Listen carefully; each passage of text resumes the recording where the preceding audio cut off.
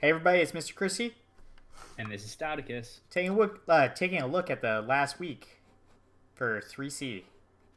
So first game didn't really matter too much, but the Rat Bastards versus BioWare for Life. Rat Bastards win 2-0. There was a death on this team. Who was that? Oh, just a lineman. Yeah, who cares? Line rat lives don't matter. They don't. Anti-squeakums would beg to differ, though. My anti-squeakums doesn't matter though, so. Well, I think the rest of the family cares, seeing they're all line rats too. I don't think they care. But yeah, no, you can go. Oh no, I didn't have anything. Oh, I was gonna say it was rats doing rat things to vampires. Pretty much is what happened.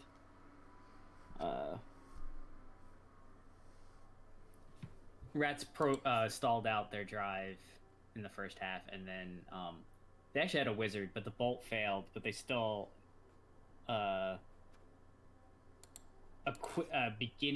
quick turn. Let me see if I can say that again. A failed dodge early in the turn for the vampires allowed for a shot on the ball to turn immediately after the failed lightning bolt, and the rats got the ball out and ran away. And that's how they won 2-0. Yep. And then the positions changed for. Well, no, playoff tickets got moved around because it was already set for the Rat Bastards beforehand. Yeah. And BioWare for Life was not in the running for Challengers Cup. Nope. But they are already signed up. BioWare for Life is for next season, so those vampires are coming back. All right. Next game we got Uniquely Dangerous versus Wood United. So I saw this like a while ago, and I just rewatched the game to really see what happened. So, turn one, Wood United made a. They removed two of the line rats. They were two casualties, which was pretty good. But the second one was a 2-day block with the Tree Man who won in 9 and got both downs. Yeah, that seemed like a very odd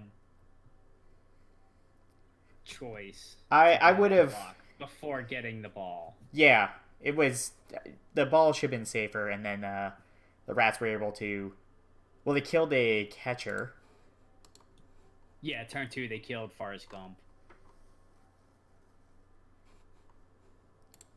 And then scored on. I thought they did that turn 1 and then scored 2. They scored turn 2. I know that for sure. No, yeah, that was turn 1. Sorry. Yeah. He was armor 6, I believe, too. So. Yeah, I think he was mostly there because he had guard. Oh yeah, that's why he was still on the team. Yeah. But then Wood United was able to score twice in the first half. Courtesy of the Wood Elves' favorite thing, a blitz. Yeah. And then in the second half, the Rats were able to score twice.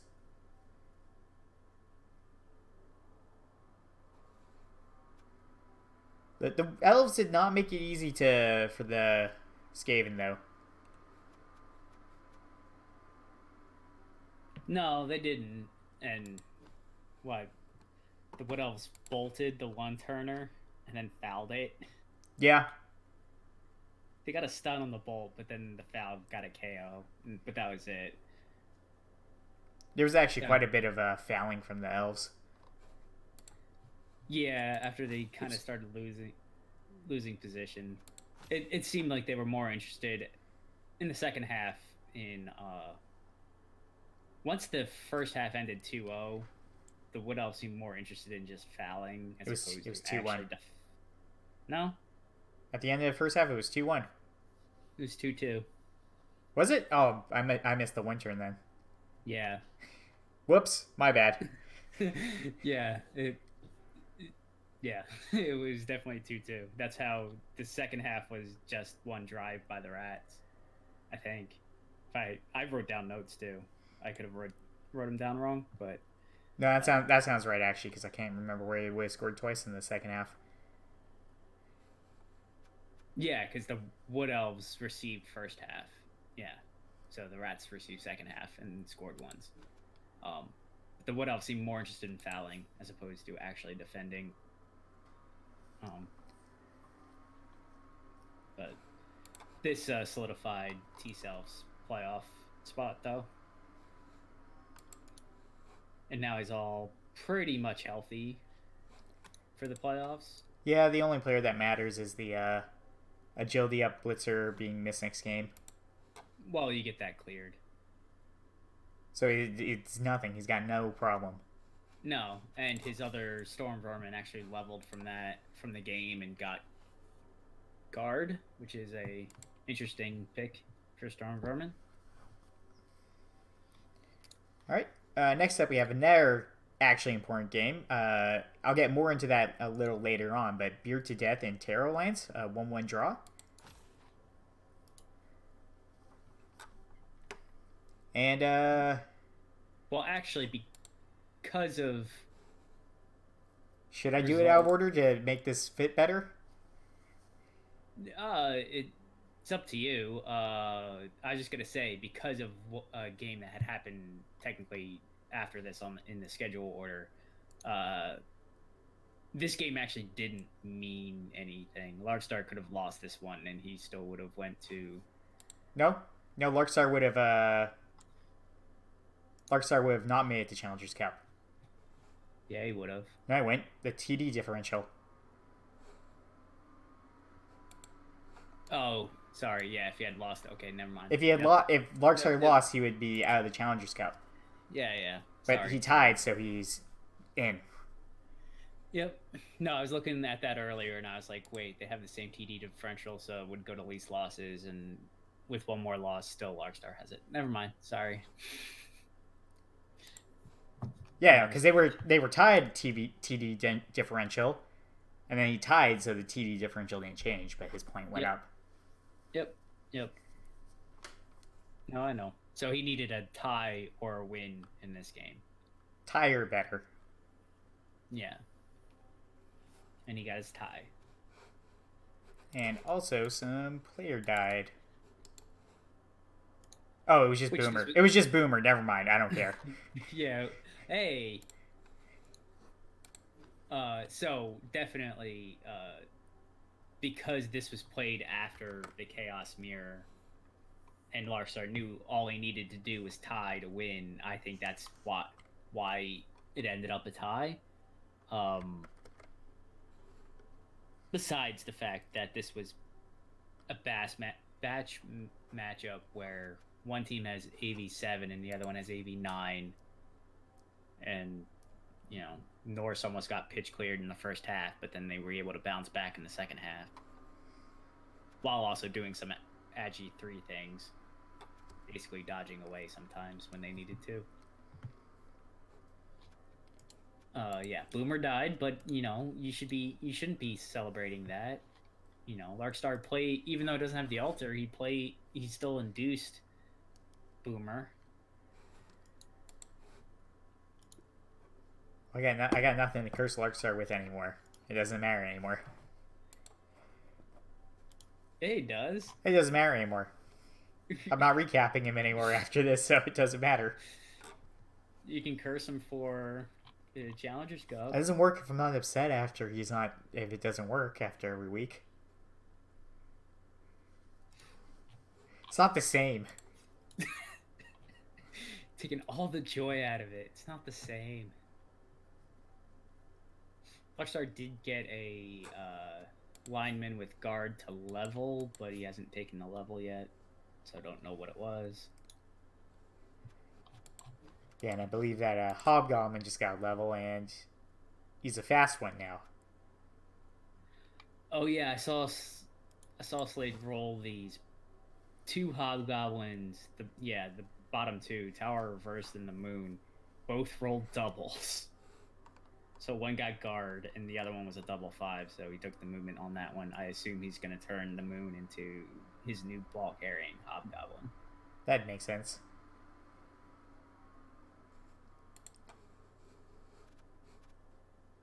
Yep. Next we have Pepper Sinks versus Goatwork Orange. 1-0 for Pepper Sinks. And so don't... Well, I can just take a look here. I believe I saw that the Goatwork Orange... Yeah, right here. Goatwork Orange is staying for another season. I guess. I paraphrased that, but the I guess was part of that.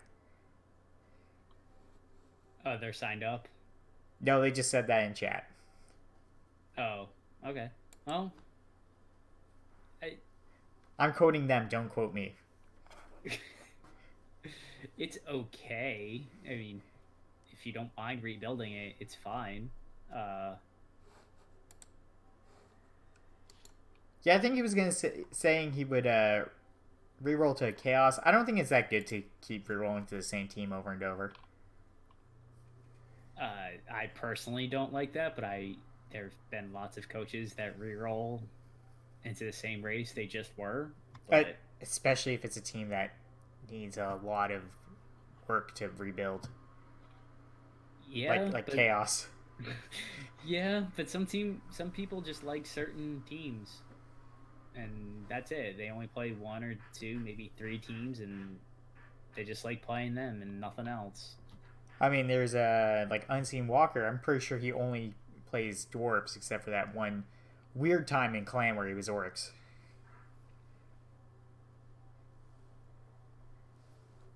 Yeah, and doing that is probably having dwarves and re-rolling dwarves into dwarves is probably just as actually probably the most boring thing you could do, because there's really no different way you can level them and be effective. Whereas at least for Chaos, you could, because they have mutations, you could do weird things. You don't have to go strictly Claw Palm. Yeah, you can go a weird passing team. Yeah, or more just control rather than pure kill. You could do, with being a lot of guard heavy to begin with, rather than Claw Mighty Blow. You can then start throwing mutations in there for fake agi, for as you said, passing and catching. So you can do weird things with them. So there's more flexibility in there than other teams. But let's talk about this game.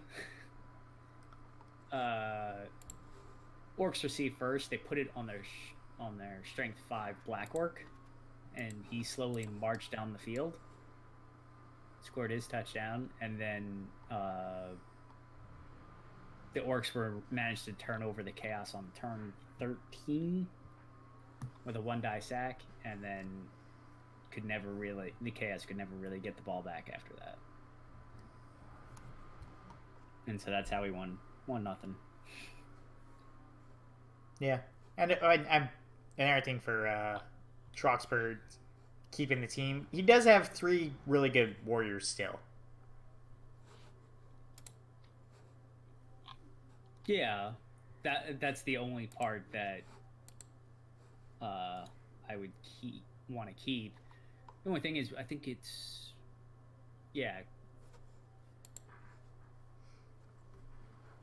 2 of them are those niggles.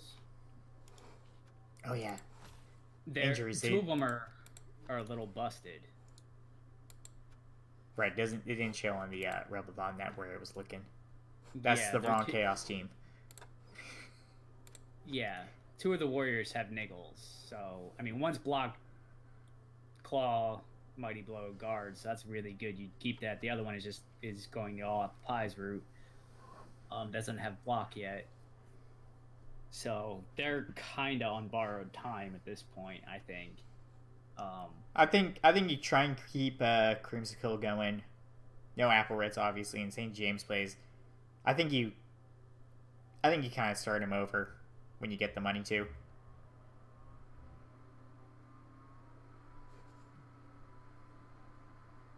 Yeah, maybe wait until you have one or two more beastmen, so you have a little bit of a bench. But yeah, or basically don't give him Apo rights, and he just dies when he dies. Well, I think we all agree that he has no Apple rights now. Yeah, Creamsicle I might give Apple rights just because it's a level 5 warrior. Well, be fair, Creamsicle getting Apple rights before it killed Little Umph, so I don't know.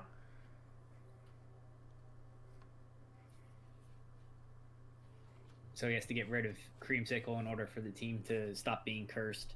I don't know, maybe. I just know that Creamsicle died and he used the apple on him, and then Little Umph died later that game. That's just the facts.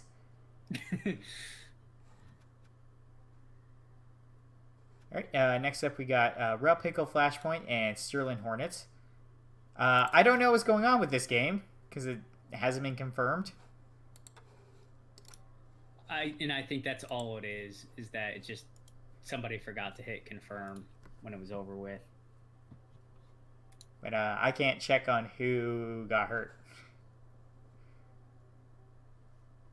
I don't know what the injuries are, because I don't believe the teams would have changed after that either. No, they wouldn't have changed yet. Yeah. I quickly went through this one because I wanted to see if some shenanigans happened as to why it wasn't confirmed. But I think a lot of the Kazes were badly hurts or MNGs. I don't think anything died, and I don't think anything was permanent.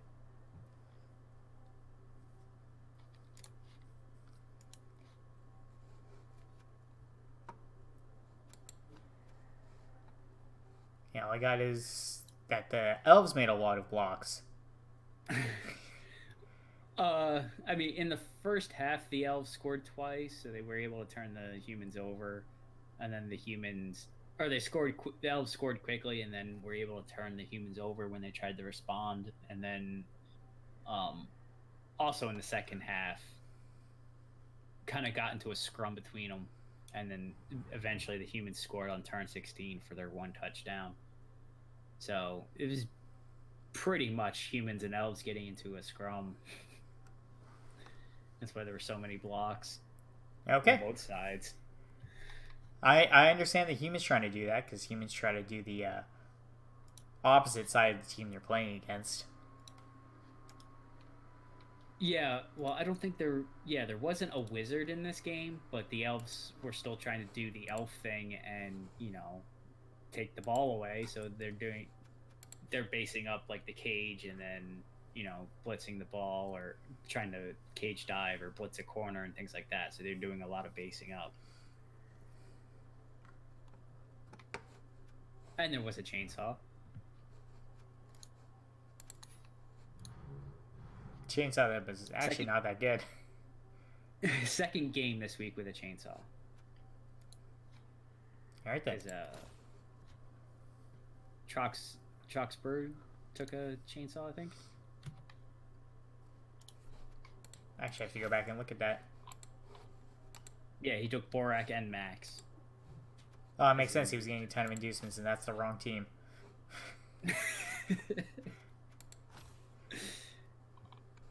Chaos racist. There was no chaos in the game. I hit Larkstar and Slade's team. Oh, okay. Well, chorfs are kind of like chaos. I just hit the wrong team altogether. But speaking of chaos, the next game is the Horn of Gorthank versus Gladiators of Batiatus. Gladiators of Batiatus won 3-0, which is really impressive. They were really gunning down for the Challengers Cup spot. Yeah, both Horn of Gorthank and the Gladiators had a shot at that last Challengers Cup spot, depending on exactly how things fell. Horn of Gorthank had the better chance because they had the higher TD differential, but technically the Gladiators still had a shot. No, the Horned Gorthank had the higher points. Yeah. They had a really bad TD differential. They were at -4.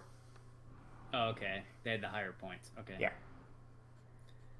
And I haven't Oh, been sorry. saying. They're at -4 now. They would have been at -1 before. Yeah, but still, Larkstar was at +5, so they would have needed. Yeah. They would have needed to do this type of thing and have Larkstar lose the same way. And this game was a bloodbath for the Horned Gorthank.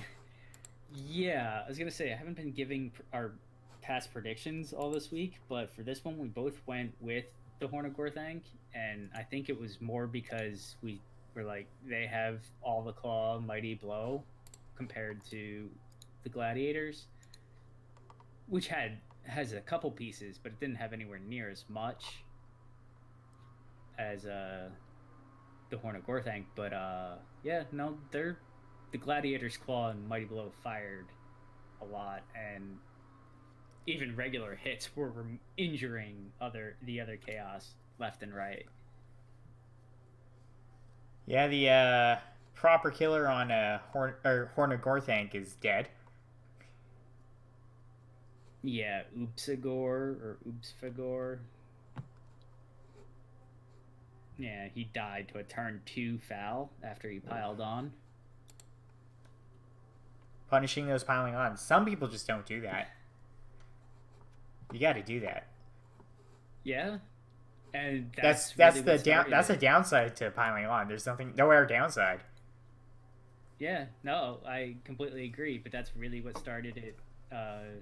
Started the snowball, and then Horn of Gorthank went more for trying to get into a scrum and ignored the ball a little bit. Allowed the Gladiators just to run right down the side. He did have a couple beastmen kind of trying to harass the ball a little bit, but not a lot.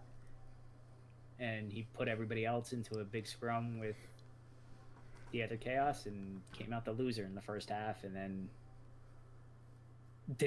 had like 6 or 7 pieces to start the second half, and then lost even more after that. Yeah, big game. Unfortunately, Lazio Petitus needed Larkstar to lose, and Larkstar decided to tie.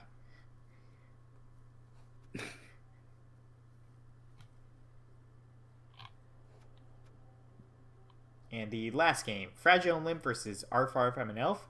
Fragile Limp win 2-0.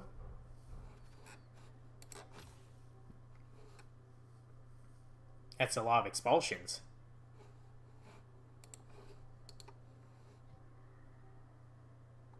Lots of fouling. I mean, and there's hopefully a lot of expulsions comes because you do a lot of fouling. Well, there's a dead Lodge Guard Line Elf and a dead block sidestep dauntless tackle Witch Elf. I mean, on one hand, you kind of just say like, well, you're recycling that Witch Elf. Yeah, 4 normals. You're forcefully recycling that Witch Elf. Yeah, except he technically has 2 on the roster, but the other one just has block, so I think they were waiting until they had maybe 1 or 2 more skills and then recycle that one.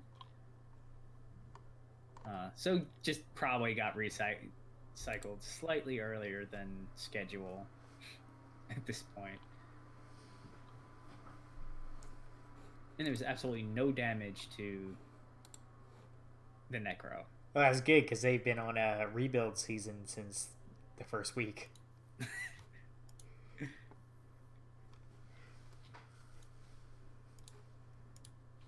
I mean but that's still surprising, the fact that it ended up 2-0 in the Dark Elf's favor. Yeah, not even a regen either.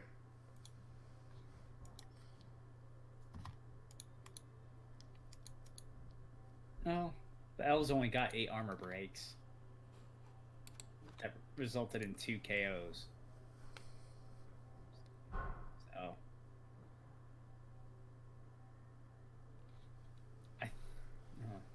don't know. The elves must have been able to turn the necro over on their drive, obviously, and even with the losses, the necro couldn't prevent the elves from scoring again.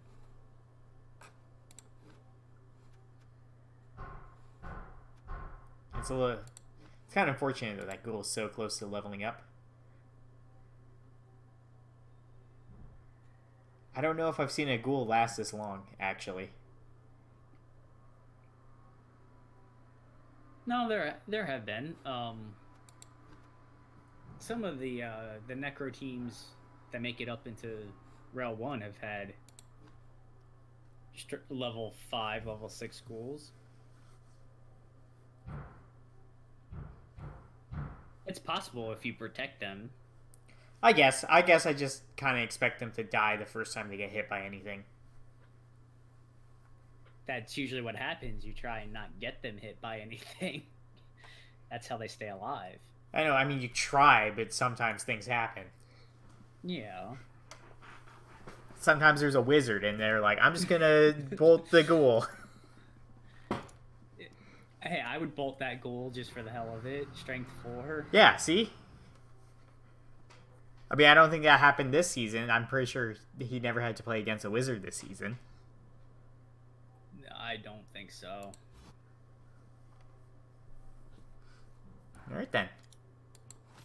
So that's the last week. Let's take a look at the leaderboard. Should I give the final tally for our predictions? I guess you can. Do you want to know? Yeah. It's 20-10. I think I've predicted worse before.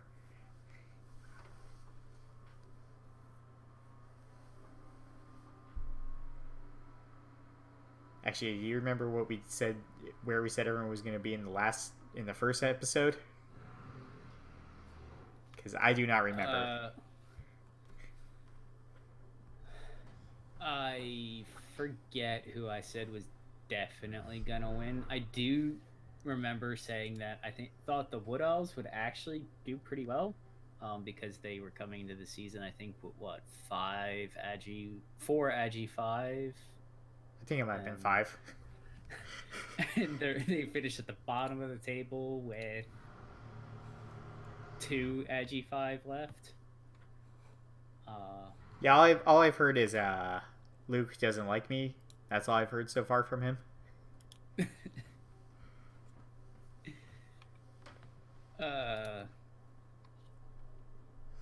So I actually I thought they might have a good season.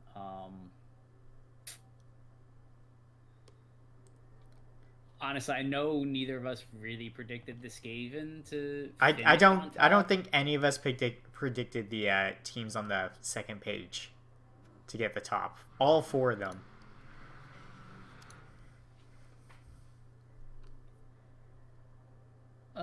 Yeah. I don't.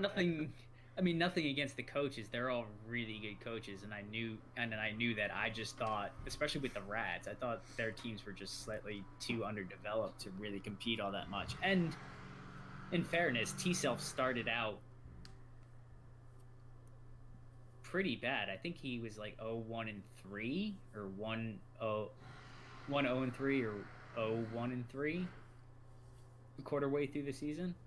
I know he got all 3 of his losses early in the season, and then just went on a tear. Toast Guy's just been on a tear the entire season. I thought the Orcs were solid, but again, there was a lot of chaos. But yeah. I think they only played them at the very end, so I think if they played the chaos earlier, it might be a different story. Yeah, Mundungu's last month has been just pure bash. I think he played Terror Alliance and then he played Gladiators. Oh, we can actually look at that. And Troxbird and Larkstar. Yeah, so he played Troxbird last week. Why can't I find them? Gladiators and Potatoes the week before. They have Beard to Death 3 weeks, but that's a bash matchup still. Yeah. And the week before they had Terror Alliance. So if those bash teams were spread out a little bit more, I think it would have been a slightly different ending to the season for them. But stuff happens. You can't predict. You can't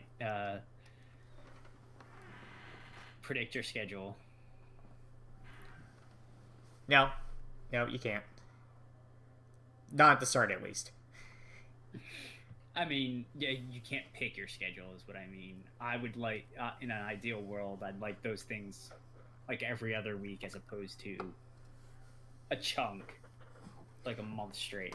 I think some coaches would just pick to not play games.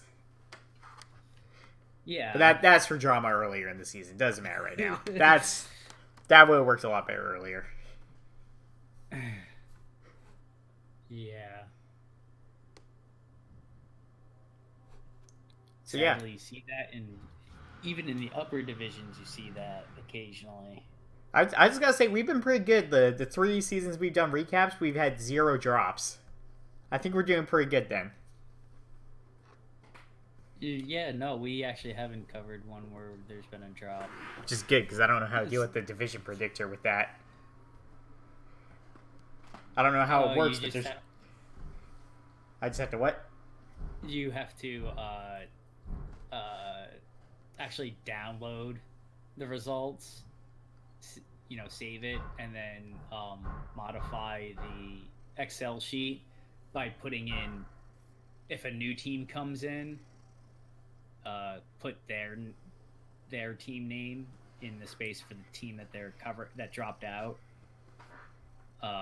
and that way the conflict is gone in the algorithm, and you can just run it like normal. I like the other option where just no one drops. Well, I learned how to do it because I wanted to run it for REL 1, where we had Thessa drop and Horny Cricket come in and take his place. So I wanted to run that for my own knowledge of where I was standing in the division. So every time I did it, I had to go back and do that. Because every week it would change, obviously. It'd be a new document. Alright, so actually talking about their leaderboard, though. So Rat Bastards got number 1. We knew that a week ago. That wasn't going to change. Knew that 2 weeks ago. No, I think 2 weeks ago there was still a chance for him to drop down to second.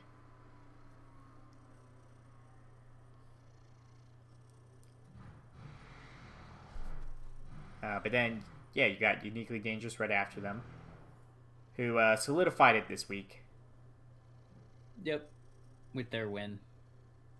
There was a chance the Orcs could sneak up, but they needed them to lose, and they didn't. Yeah, speaking of the Orcs, they get third. And they played really well this season.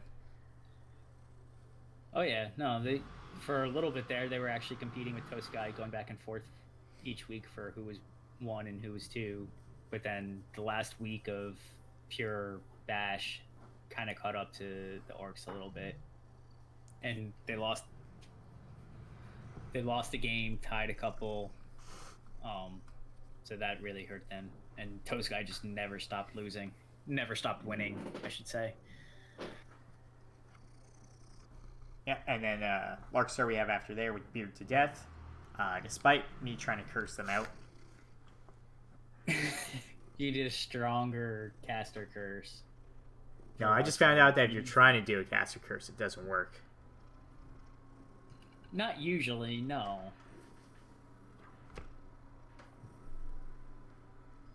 Then we got Gladiators of Batidas, and I believe they've really shot up in the last few weeks.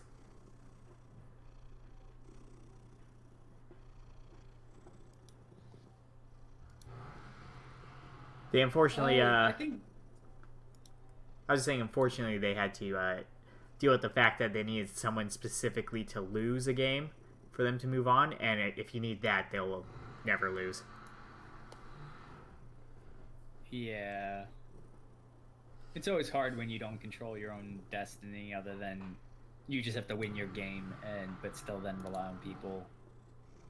As I learned this past week.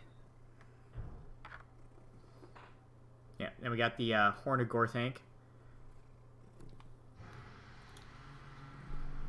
Similar to the Gladiators. They were both middle of the table for most of the season.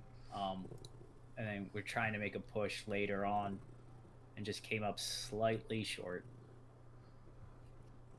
And we got Tarot Alliance. I think they might have focused a little.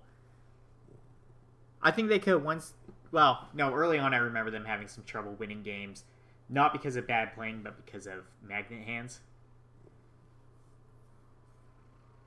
A little bit of both.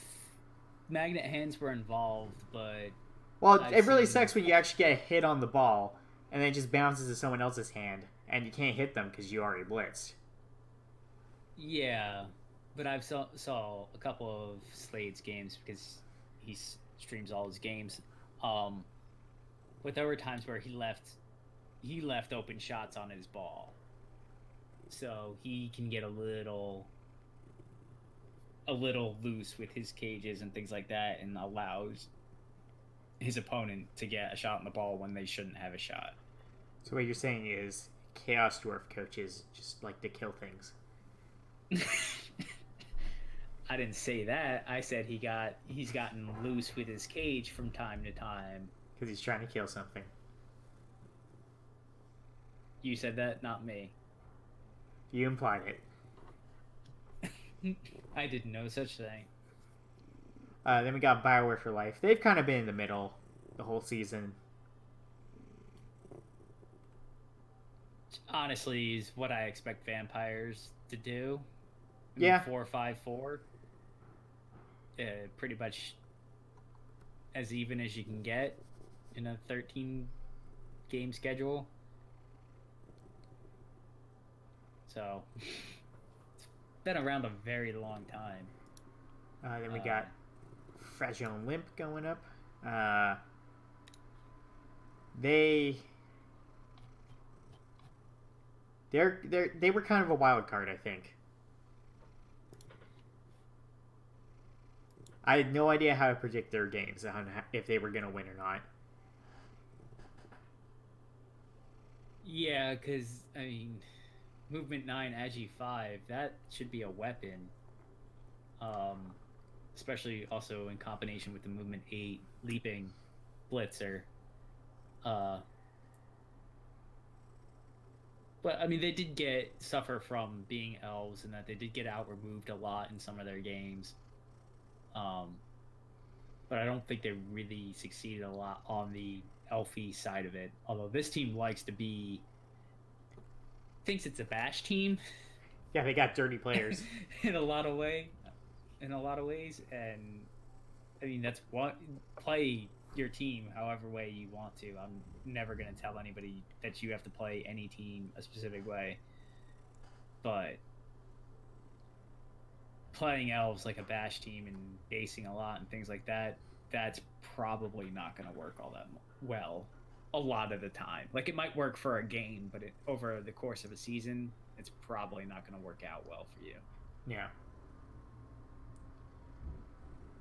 Then we got the Sterling Hornets, and I remember them starting off really strong this season, but they kind of started to fall off.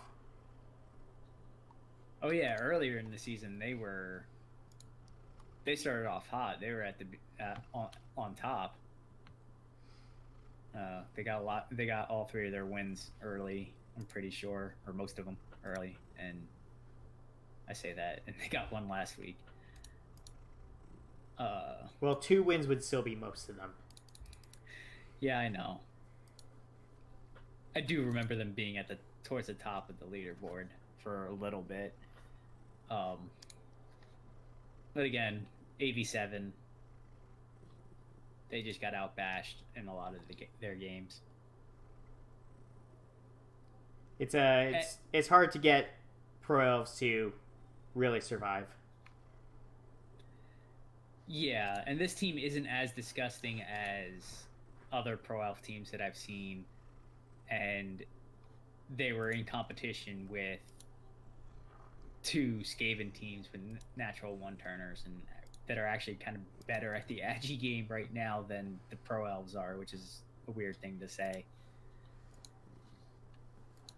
So even in the non-bash bash matchups, they were the underdog, I think. And then we got REL Pickles Flashpoint, which is a shell of itself now. They used to have a lot of stat ups. They do not have those anymore.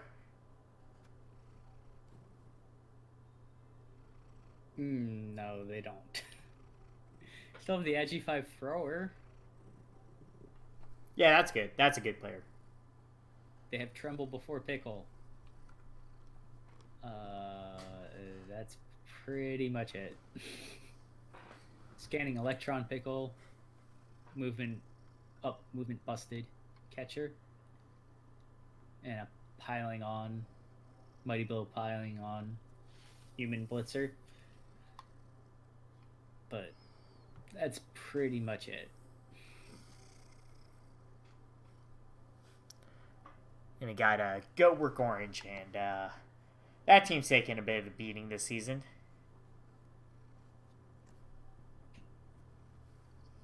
Yeah, we've already talked about it. Once he lost Little Umph, it was pretty much downhill. And this is definitely a shell of its former self. This is looks like a one season team at this point. That focus on scoring with the Warriors. Yeah. I mean, yeah. Or, once they got the Claw Mighty Blow, they just took off. But, yeah, at 1,500. Yeah, my one season team is higher than them now. Yeah. I mean, if you're going to stay with a team, more power to you, but it's going to be difficult. Because I think you're going to lose those two Warriors sometime soon, and then it's going to be really difficult to play.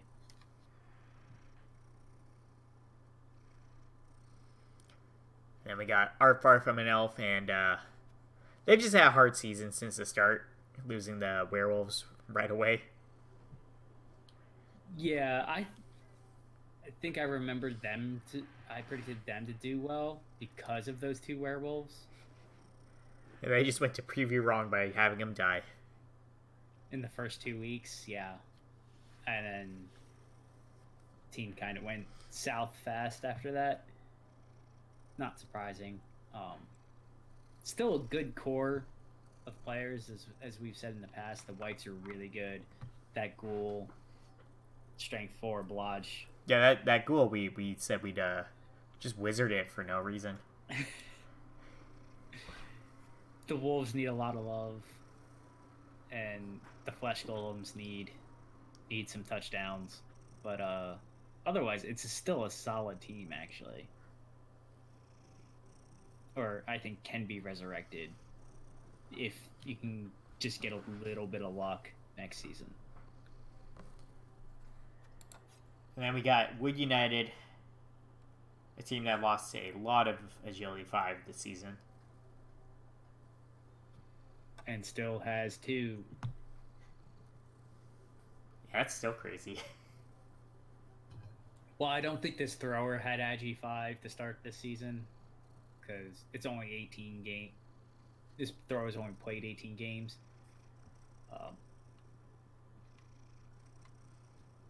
But he had a couple catchers and a line elf, I think, were the other ones.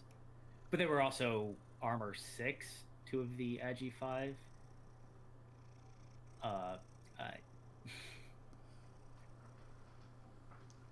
I think this is a dead Wood Elf team, but I have no idea anymore. Yeah, I got no clue. Let's actually take a final look at each of the teams. in order on them. So we have Bioware for Life.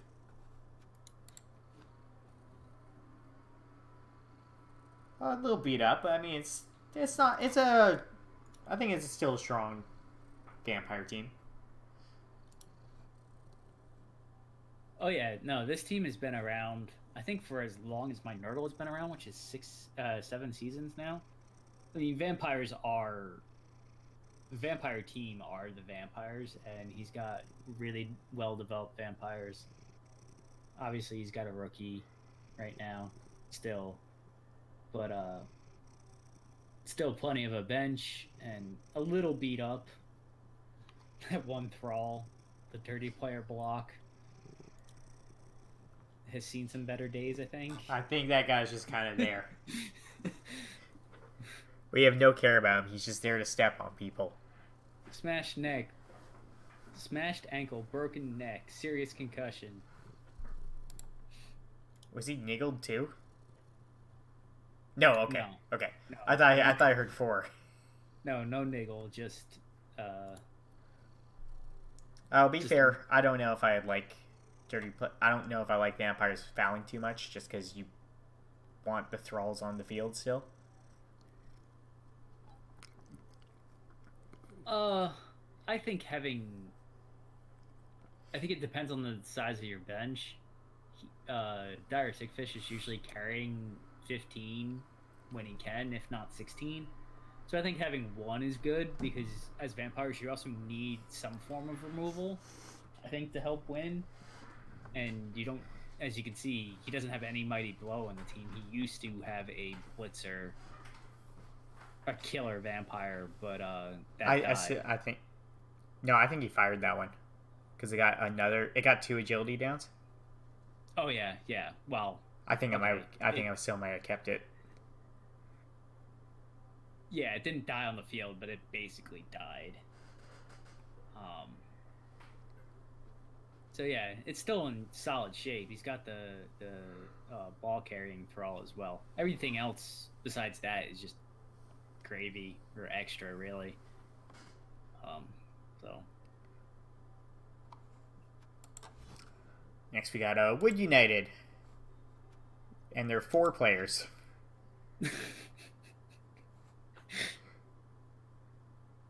yeah, movement 6, armor 6, lodge, line elf, a tree with grab, a sure hands, dodge, agi 5 thrower, and then Woody Woodpecker. Who was niggled? Who's niggled, who's agi 5, movement 9, catch, tackle, sidestep. So a very good ward answer, but I don't really think it's enough to keep the team, but yeah, I think it's time to reroll personally. So I touched on it last week. I don't know how relegation works, especially from the 3s. I assume you can go down to 4 if there's the space, but I think lots of time, once you're in 3, you're kinda in 3 forever. Forever. Until you get out of 3, which is up. Yeah, that's what I mean. Like, I don't think there's a lot of movement down from 3, because 4 is 1 season old teams moving into their 2nd season. So I don't really think. I think they're also trying to keep 5 season old teams out of the 4s as well, so there isn't a big massive TD differential potential. Plus there's also usually lots of spots that they have to fill in the 3s, so you're gonna basically be facing the same range of teams next season. So if you had fun this season, by all means, but I don't really see it getting any better. Nah, not really. Next we got Terror Alliance. And this is just a pretty good Chorf team. Really. It's a disgusting Chorf team. There's so much guard on this team. Yeah. Yeah. just under half of it's on hobgoblins, though. Which, I mean, I understand the devil not having guard. Um, so that's fine, and obviously the hermit isn't there yet, but hopefully he doesn't roll a double for claw and actually takes guard, because that's what Slade needs more than another claw piece. Well, what he needs is a good ball carrier, actually, since that one died. Yeah, for now he can use the Emperor Reverse, the Bull Centaur, because they need levels as well to be effective.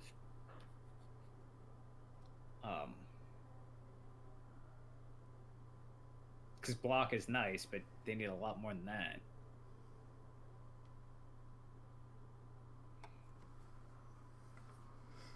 But otherwise, still a very solid team. And what they do? They finished 7th, so probably not getting promoted. So staying in the same threes. Yeah, same type of division. So they at 1730 they should. Well, actually, they're more than that. 1880. Actually, will probably be one of the higher teams starting next season. All right, they'll be fine. Oh yeah, they should be able to handle their own, unless something dies, unfortunately. Next up, we got Go Work Orange. So we already kind of looked at this one a little, but yeah, I think the Chaos Warriors are good, but the Beastmen need some levels.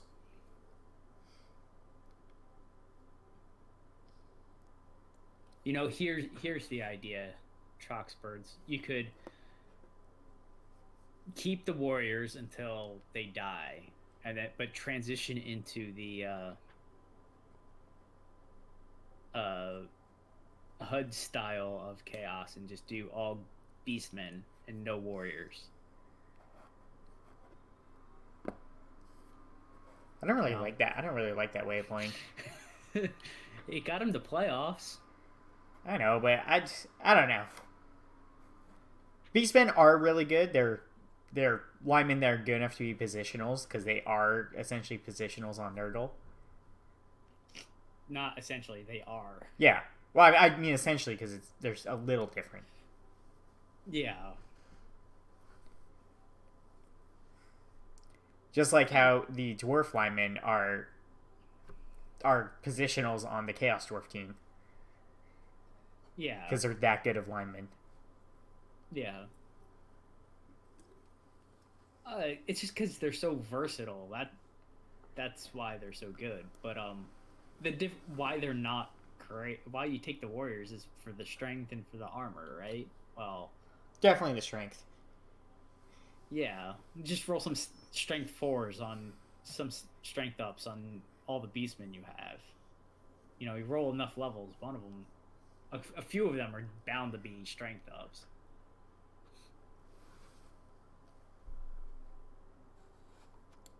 All right, now we got the Sterling Hornets. And I've seen more beat up Pro Elf teams. I think this is still usable.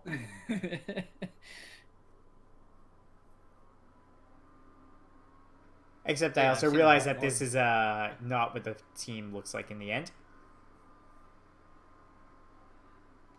As I said, I don't remember any permanent injuries occurring on either side, either the Hornets or the Pickles. So I think this is still intact.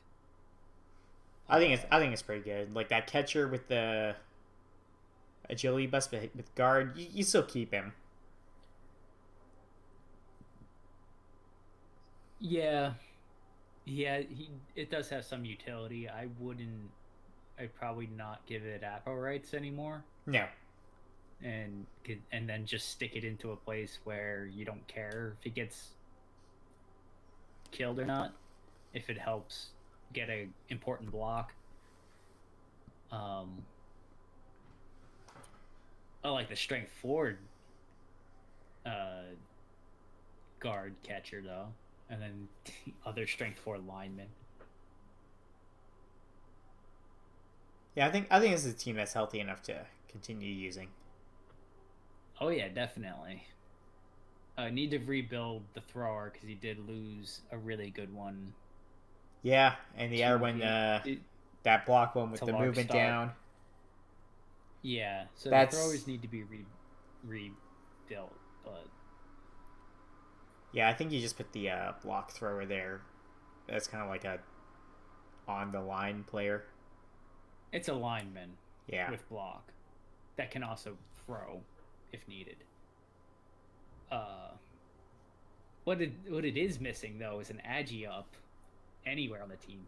That's surprising. It's got a couple strength ups, but no agi ups. Uh, so pretty good team still. oh yeah, Next up, we got Gladiators of Etiatus, and this team is still pretty good, I'd say. It just needs more Beastmen. it just needs more of a team. Yeah, Yeah. No, it's still got a good core of players, definitely. Has taken some attrition, but not really on the core pieces. I think it's lost a. I think it lost its killer beastman, a few weeks ago. So it is. it did have a claw palm beastman, I think. That might have been the Chaos Warrior, because he's got a rookie there. Yeah, I know. And you can deal with one rookie at a time. That's fine. Oh yeah. And he's slowly making another one with a jump up mighty blow. I would assume the next level's probably claw. Should be block, I think, but probably be claw. But he's got the agi 5 pickup piece and then throw it to the catching agi 4 extra arms piece. So he's got a nice quarterback receiver combo between those two pieces. If he rolls doubles on Aggron for his legend skill, he should give him Nerves of Steel. So when he goes and picks up in all the tackle zones, he can just pass to the Agi up Beastman.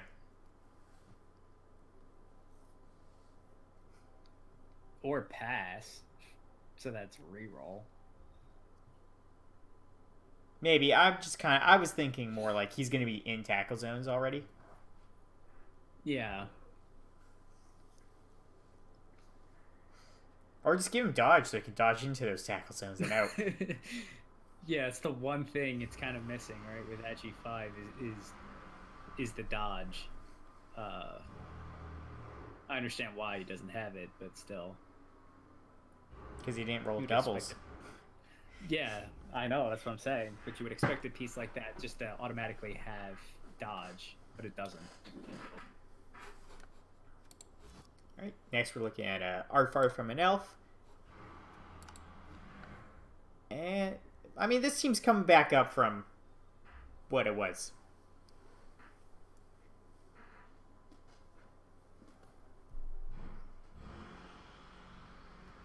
Yeah, I mean, it had two really, really good wolves. And now they don't have those. But the whites are really good. Both Blodge, both with Mighty Blow. It's got a mobile killer with a killer white with the movement 7.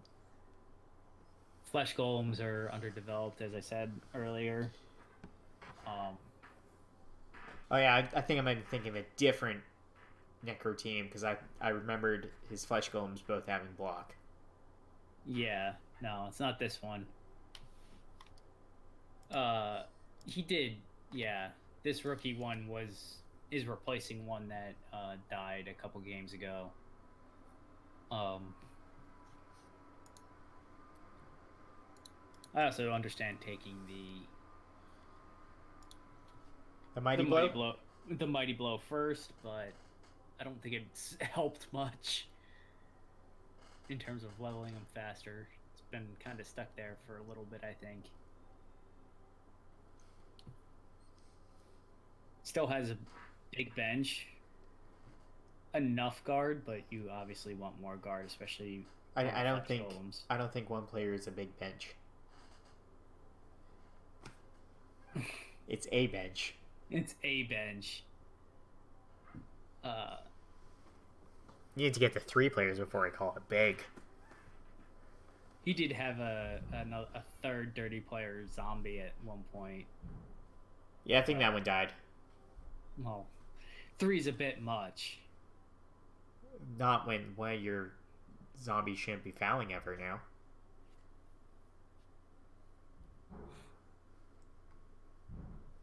But at some point, if you probably should start giving like block or wrestle to them if you have more than 2 dirty players.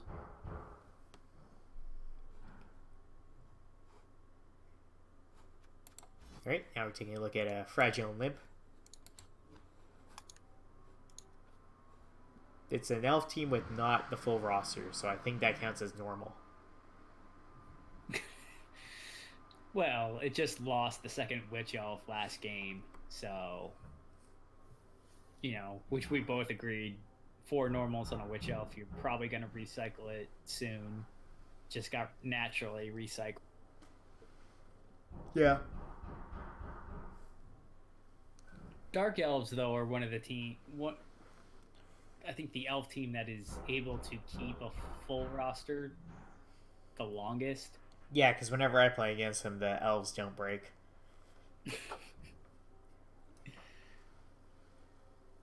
Again, with a lot of these teams, it's got a solid core, just needs some more help on some of the other pieces. And maybe this Witch Elf can turn into something that's really special too, with some more than just normal level ups. Like Juggernaut, that'd be fun.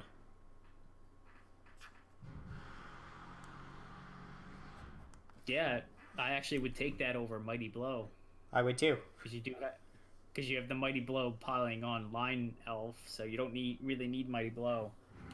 Make her a real surfing threat from anywhere and on anything, really. Well, not sidestep, but yeah. I meant if you have stand firm and block. But yeah. But not sidestep. You need grab for that, and the Witch Elf can't take grab ever.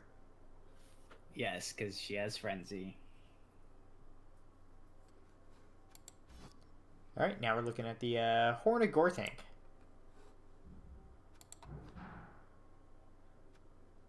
So this team took a beating last game. I think all the players that got stat busts are fired from that game. Yeah. Well, the killer just flat out died. And then a armor busted block guard piece got move busted, I believe. Actually, he fired... he fired anyone who had... all the beastmen that had injuries, he fired them. Yeah, which makes sense. He had another guard. Guard block one. He had 2 of them that had AV7 that had armor bust, and then I do know one of them took another perm that game. Yeah, it was a movement bust. Yeah, but then I think he just fired the other one, even though it was just, I think, badly hurt that game. I think the fact that he fired those tells me he's keeping the team for another season. Yeah. And finishing 6th, there's a chance he could move up to Div 2.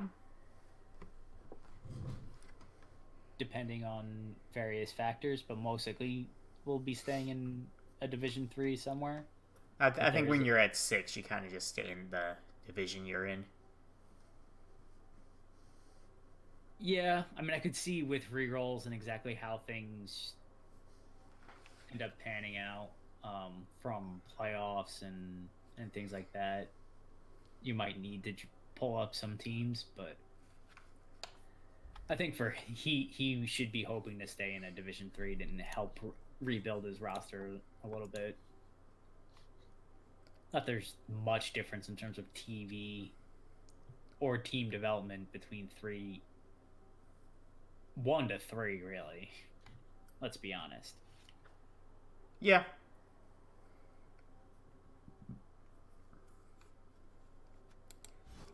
Now we got REL Pickles Flashpoint, and I don't know if you reroll his team. He still has some good players, but it is a shell of what it used to be. Yeah. Uh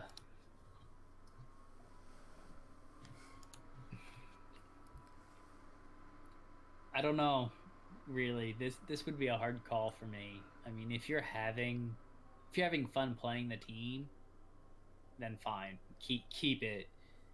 If you're not, then then one piece isn't a reason to keep a team around. Like the thrower is great, but nothing else is really that special. Even the edgy four blitzer's nice, but he's niggled.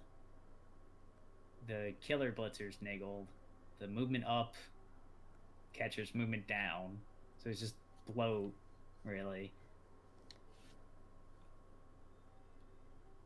I'm not saying it can't be.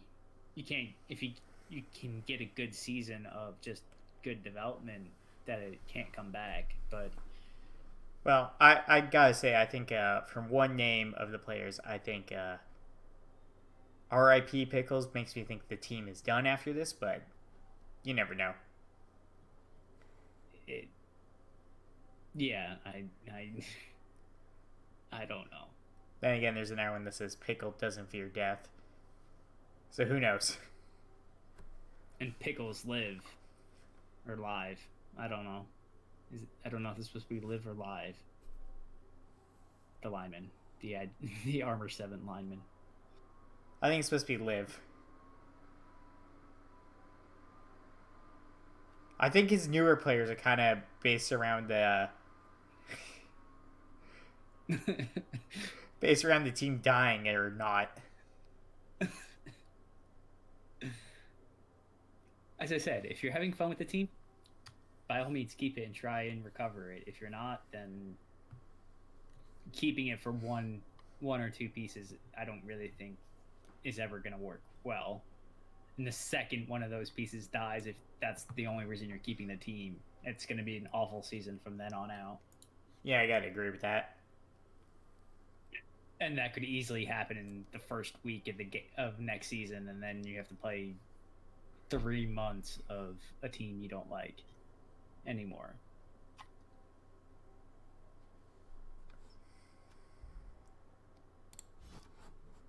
All right then. So next we got Pepper Snakes, who I am going to assume since they're going to the Challengers Cup, and I've not heard anything saying that they're not going to Challengers Cup, are going to keep the team. Oh yeah, no, they're going to Challengers Cup. Their game is already scheduled.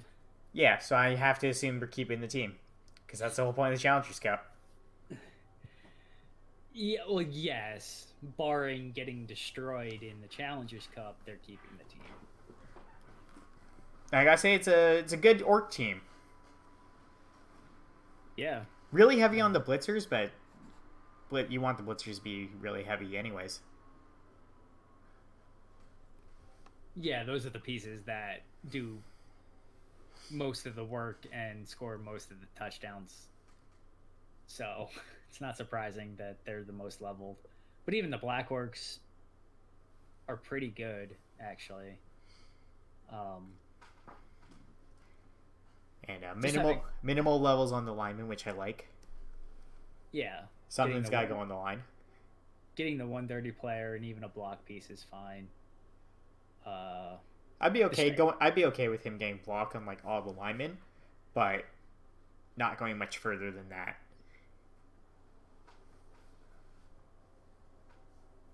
yeah.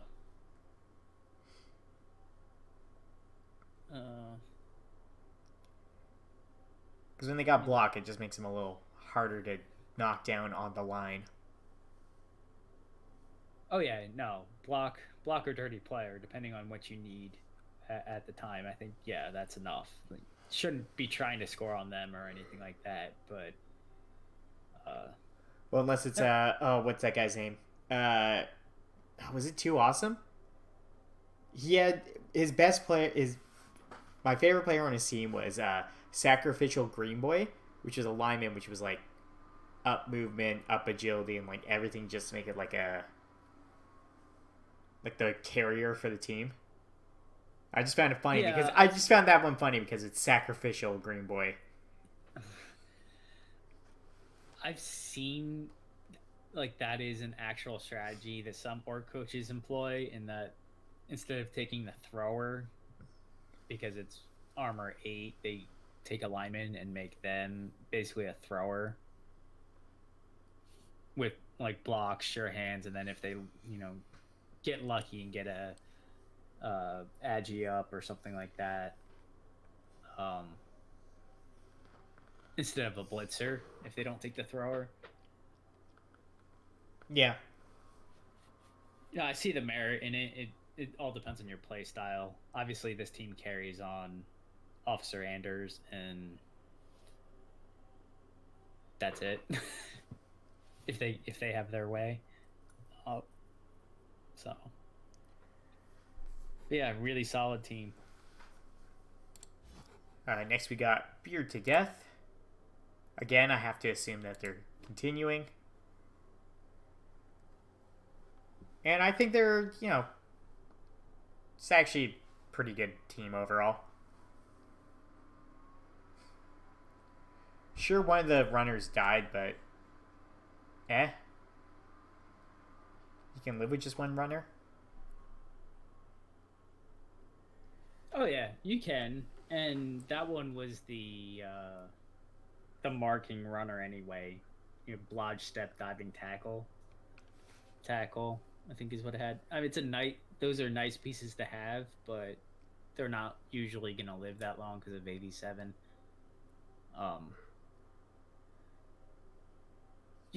I could see him picking up another runner at some point, maybe at the beginning of next season, and trying to build that player back up.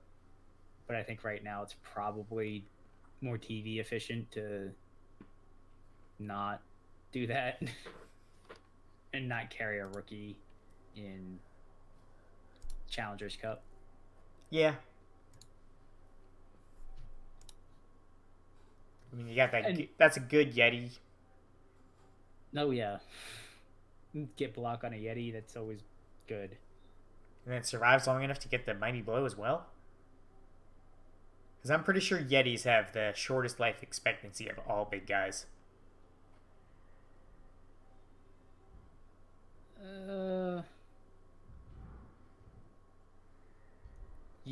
I would say a Minotaur has the same life expectancy, but you don't usually see a Minotaur all that much. Maybe. Whereas. But that just kind of leads to the point that the people who do get the Minotaur still try to protect it. Yeah. Probably better than how the Norse protects the Yeti. Maybe. Frenzy can definitely put you in some bad positions. All these MNGs will be cleared for the Challengers Cup for Larkstar, so he's going to be 1850? Oh, 1870-ish.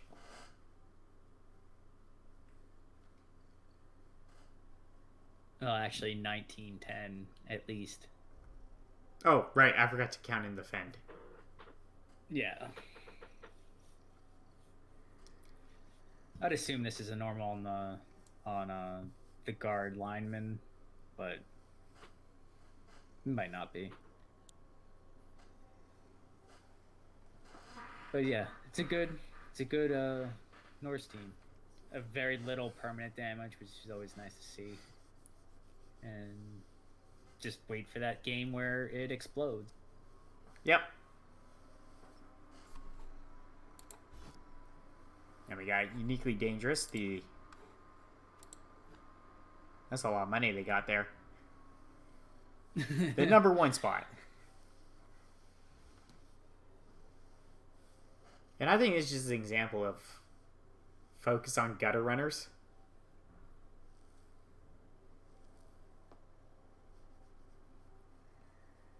Yeah, I mean, the Storm Vermin's also really good too. Yeah, but I think it's a team of focus on the gutter runners, and you'll do really well. Well, that's Skaven in general. Yeah, like that's what makes the team. The Vermin are nice, and they help win games in terms of helping keep up with attrition with bash teams. But the gutter runners are what wins you a game as a Skaven coach.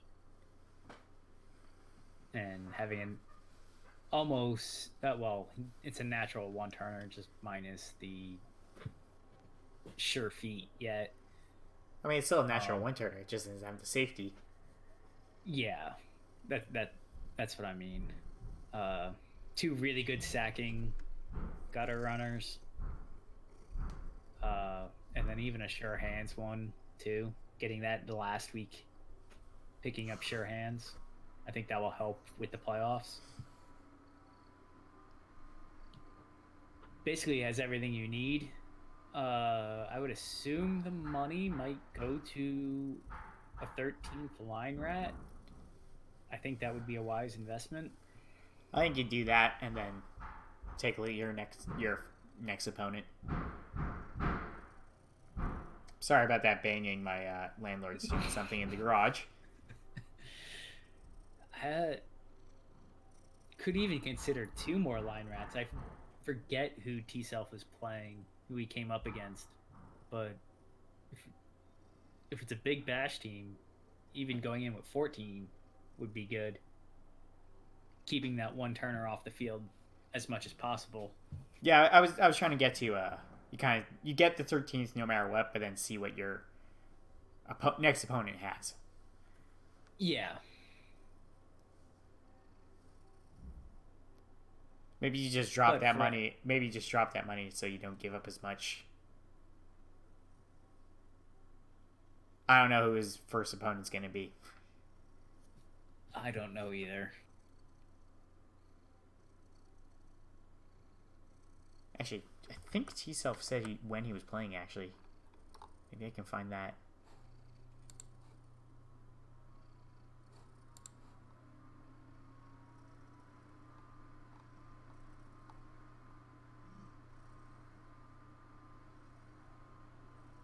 I don't see it.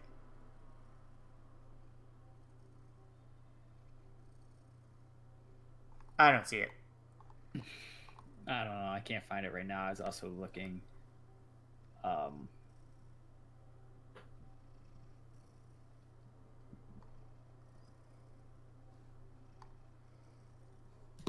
It's not a big deal. He knows what he's doing. All right, and then we'll take a look at the Rat Bastards, the number 1 seed. I think I accidentally said T-Self was number 1 seed. Yeah, I think you did. Well, you should call me out on that. No, I was just gonna let it slide. Yeah, so Toast Guy has good rats, but no natural one turner.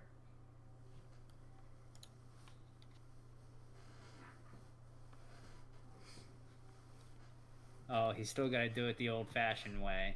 He's got to do it the way that takes skill. A 1 push from it on a... No, he needs 2. He needs 2 still. 2 pushes on an Agi 5. With sidestep. Yeah, that's what I mean. Yeah, that makes it even easier.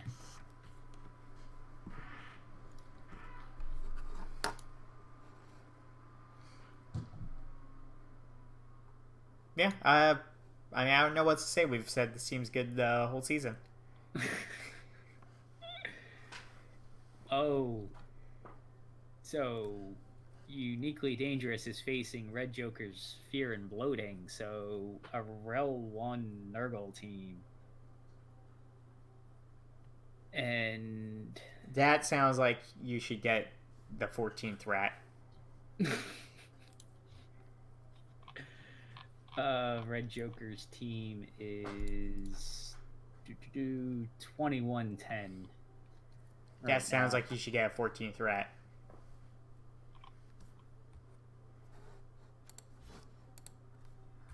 Yeah, did we do the math here already?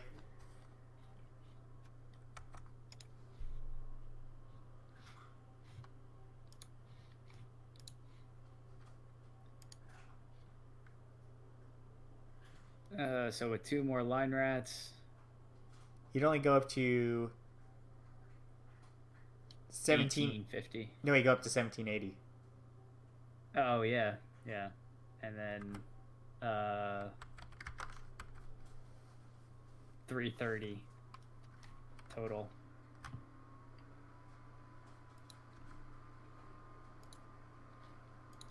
So 330, you get the wizard, obviously. And then you go into your bank and get Glart in there.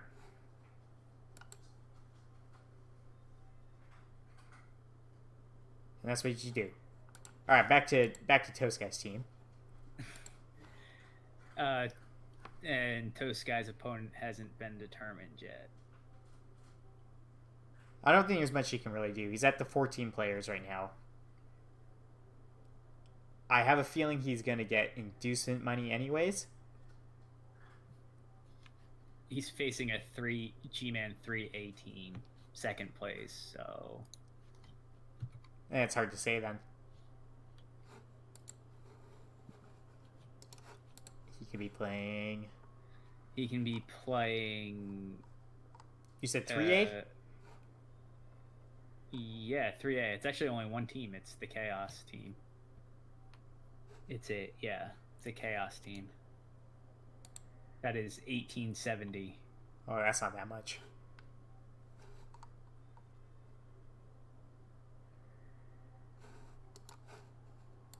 I think it's going to be a wizard you get there. It's Agi 5 ball carrier. Yeah, apparently Agi 5 is actually pretty common on Chaos. Strength 5 warrior. An Agi 4 beastman. A Strength 4 beastman. Claw palm beastman. And then a Claw mighty blow guard warrior. Mighty blow tackle block pest beastman. 13 players. Yeah, I think you just kind of scum a wizard out. Yeah, given the play style for both of these rat teams, but especially of Toast Guy, I think the wizard is almost a must if you can get it at any way possible.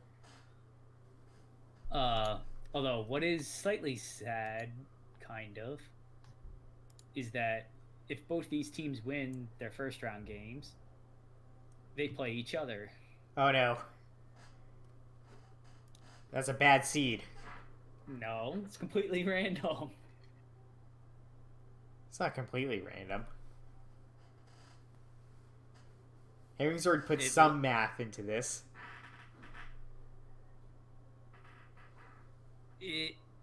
In that it's like there's the seeded column versus the unseeded column.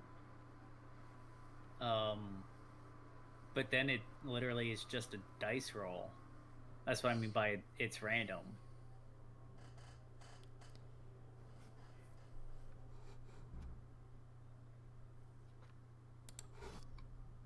Okay, well, so that's the teams.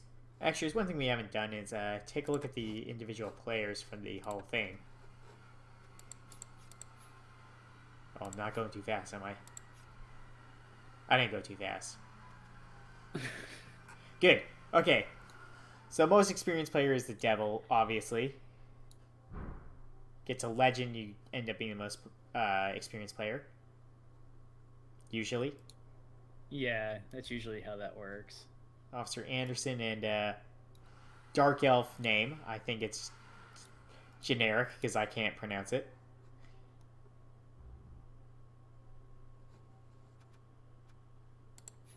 Most violent is the devil, which should be expected, to be honest. Once he hit legend, he kind of went on a tear and just started killing things, maiming and killing things. Yeah. Then we got Kerry Bobo, and that same dark elf. So I'm assuming this is the the palm lineman. Oh, damn it. I should not click the players.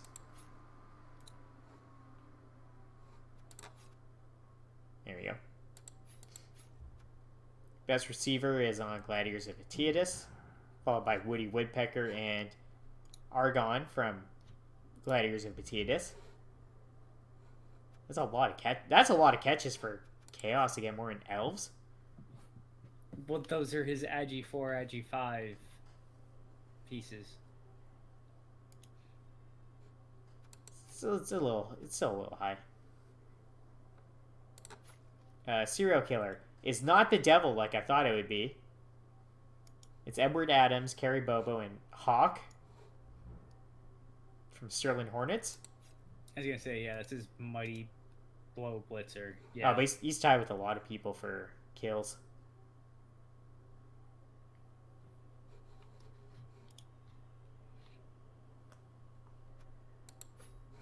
Oops. Best interceptors. Well, it's Searsex, Woody Woodpecker, and Bless Pickle, along with the Warden. He's just not on there for some. He's just got relegated to 4th for some reason. What? They all have one? Yeah, they all have one.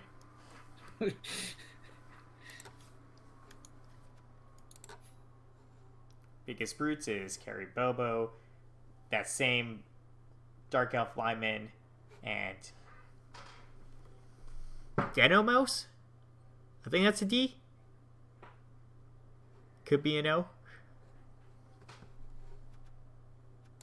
Dominus. Dominus. Oh. Denominus. Because there's an E in there. Yeah. That's a claw, mighty blow, tackle, guard, block, chaos warrior from Gladiators. Yeah, it makes sense. I think brutes is for armor breaks. Yeah. Best thrower is actually the thrower from Dang. REL Pickles. Oh yeah, because he likes to do a lot of vanity passes with them. Hey, might as well. Driver, I'm pretty sure that's the thrower from Wood United. And Agron from Gladiators of Etiadus. Yeah, driver is the Agi 5 thrower. Well, if a player's dead, they're off the list. That's what happens. Officer Anders is the best rusher. Makes sense. He probably carries the ball the whole time. Followed by Beal Crisp and Agron.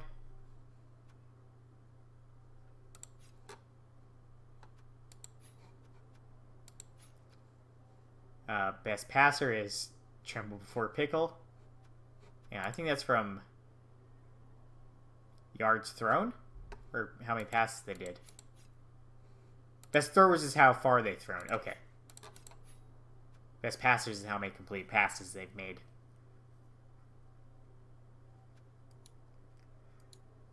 Well, as I said, he does a lot of just sitting in the backfield doing vanity passes. Yeah, it's the same order as throwers. Best scores is Officer Anderson's, Agron, and Beetle Crisp. That was actually a close battle. Officer Anders has 12 touchdowns. Agron and Beetle Crisp both have 11. And most matches played, not important. It's not important because most players are going to have 13 anyways. It does not work in a scheduled league. Yes. And best punching bag is REL, the Witch Elf, Elfin from Wood United. I think that's the lineman that's left. Yeah. And Carrie Bobo.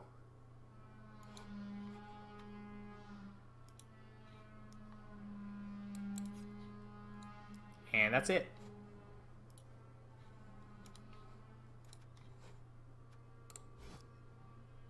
Oops. Oh man, I went too far there. And that's your recap for the season. 3 of you have already left for your tickets, so that's fine. Well, it does start tomorrow, so. Yep. So best luck to everyone in the off season. Good luck to all. Yep. Good luck to everybody who's made the postseason, whether it be the Challengers Cup or the playoffs. And we'll see you around Rebel after this. Definitely. See you guys. See ya.